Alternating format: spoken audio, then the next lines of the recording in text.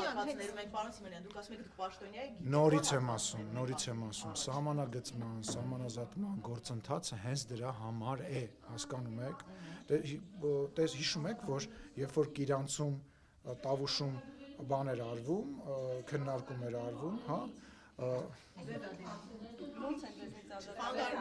անձամբ ինքը չի ազատագրվելու, ոնց են մենք այն վաղ խոսում, ասում էինք, որ բանա, ասում էինք, որ եկեղեցին մնալու է այսինչ տեղը, կամ ասում էինք, այսինչ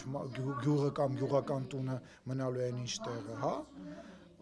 ինչ եղավ, ինչ որ մաս մնաց այն կողմ, ինչ որ մաս մնաց այս կողմ, հիմա խեք ուզում կոնկրետ սանտիմետրով, ոչ մեկ չի կարողանալ ասի, ոչ ադրբեջանական իշխանությունը, ոչ հայկական իշխանությունը, դրա համար կա սահմանազատման, սահմանագծման գործընթաց։ Հենց նոր Բագրատյանը ասաց, որ եթե դեռ չկա սահմանազատում եւ սահմանագծում, ինչպես է Հայաստանի իշխանությունը հայտարարում, որ